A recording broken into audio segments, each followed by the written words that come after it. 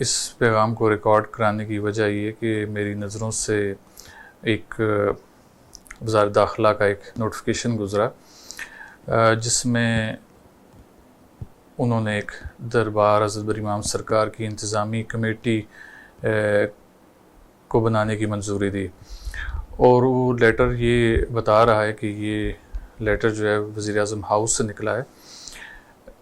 اور اس کمیٹی کو بنانے کا جو مقصد اس لیٹر میں بیان کیا گیا وہ یہ کہ کمیٹی دربار شریف کا انتظام و انصرام سنبھالے گی، اس کی ڈیولپمنٹ کا کام کرے گی، اس کی مینجمنٹ کا کام کرے گی۔ تو جو کہ میرے لیے بڑے حیران کن بات تھی کہ محکمہ اوقاف کے ہوتے ہوئے آیا اس کمیٹی کی ضرورت کیا پڑی۔ تو بحیثیت سجادہ نشین دربار حضرت بری امام سرکار میری چند گزارشات ہیں ارباب اختیار سے کہ ایک تو یہ کہ محکمہ اوقاف کے ہوتے ہوئے اس کمیٹی کی ضرورت کیا پیش آئی، دوسرا یہ کہ کیا انہوں نے ایسا محسوس کیا کہ اوقاف کی انتظامیہ یہ ذمہ داریاں نبھانے سے قاصر ہے، اور اگر یہ کمیٹی بنانا اتنا ناگزیر تھا تو سجادہ نشین حضرات کو کانفیڈنس میں کیوں نہ لیا گیا۔ اور پھر اس میں ایک چیز جو میرے سامنے آئی کہ جن لوگوں کے نام کمیٹی میں شامل کیے گئے، مجھے ان کا کہیں سے دور دور تک حضرت بری امام سرکار کی ذات سے یا آپ کے دربار سے کوئی تعلق نظر نہیں آتا۔ پھر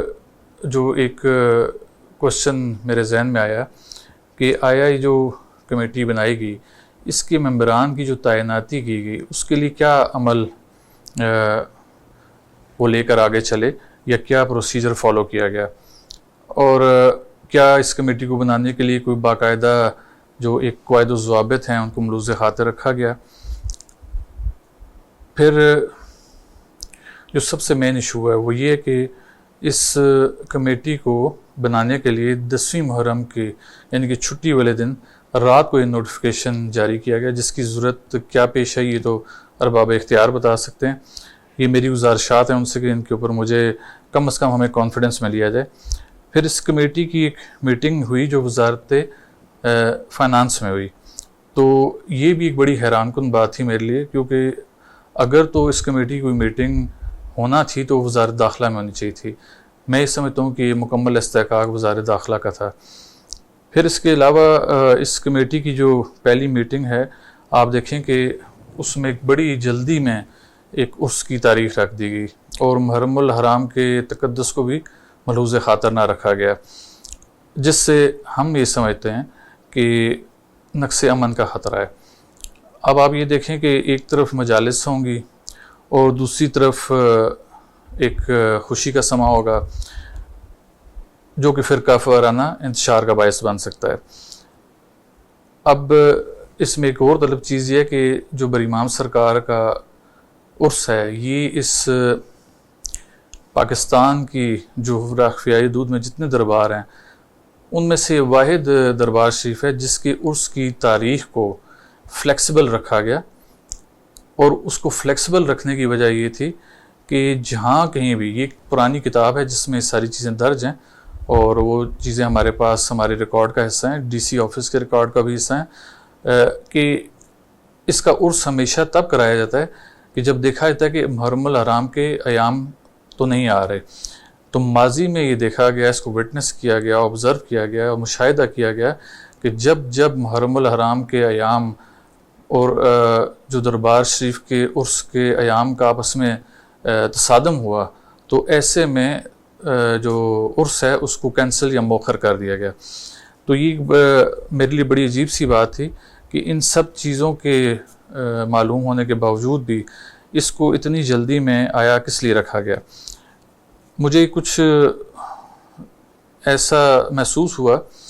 کہ یہ جو وزیر اعظم ہاؤس سے لیٹر نکلا تو وزیر اعظم صاحب کو یا ان کے آفس کو بھی اس میں اندھیرے میں رکھا گیا اور مکمل بات ان تک نہ پہنچائی گی کہ آیا اس میں کون کون سے سٹیک ہولڈرز موجود ہیں اور کن کن کو اعتماد میں لیا جانا چاہیے۔ لہٰذا میں گزارش کروں گا وزیر اعظم پاکستان سے کہ وہ ہماری کاوش ہے کہ ہم جس طرح کسی ولی کا کوئی مسلک نہیں ہوتا اسی طرح کسی خانقاہ کا کوئی نہ تو مسلک ہوتا ہے اور نہ وہ کسی سیاسی جماعت کا حصہ ہوتی ہے۔ ان کا کام اصلاح احوال ہوتا ہے اور لوگوں کو ایک نیکی کی طرف راغب کرنا ہوتا ہے. تو ہم نے ہمیشہ پیر ہاؤس کے پلیٹ فارم سے بین المسالک ہم آہنگی پیدا کرنے کی کوشش کی، اور اس ضمن میں اگر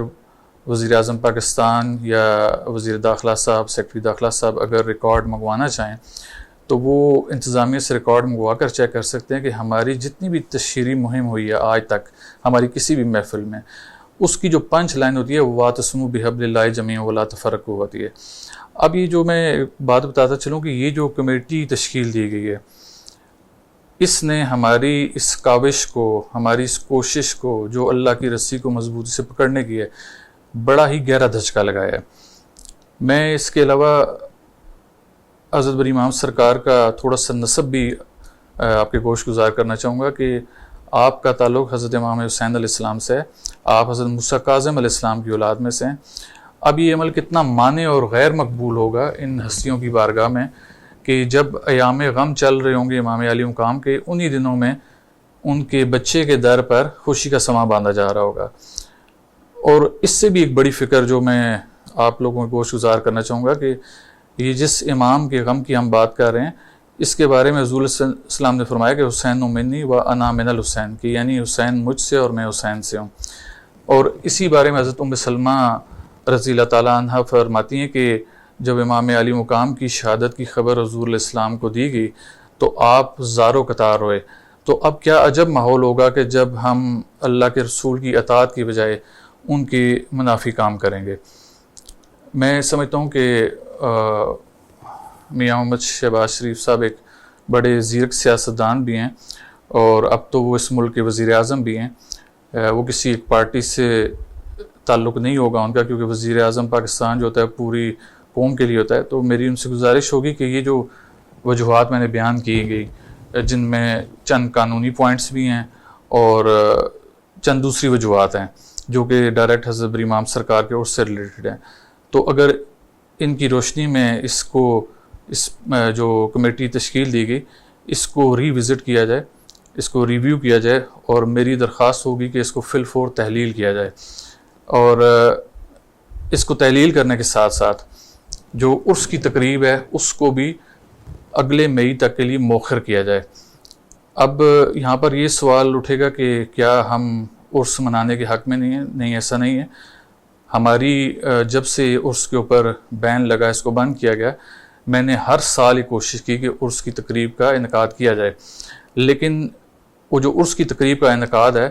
اس کے لیے جو میری کوشش رہی یا دیگر لوگوں کی کوشش رہی، وہ یہی رہی کہ مئی کے جو ایام ہیں جن میں حضرت بری امام سرکار کا عرس ثابت ہے، انہی ایام میں اس عرس کو لے کر چلا جائے. تو لہٰذا میں ایک بار پھر ارباب اختیار سے گزارش کروں گا کہ یہ جو کمیٹی تشکیل دی گئی، میں یہ سمجھتا ہوں چاہے کچھ لوگوں کے علم میں تھا یا نہیں تھا، لیکن یہ بدنیتی پر مبنی ہے. لہٰذا اس کمیٹی کو میری درخواست ہوگی کہ اس علاقے کے امن کو ملحوظ خاطر رکھتے ہوئے اس کمیٹی کو فی الفور تحلیل کیا جائے.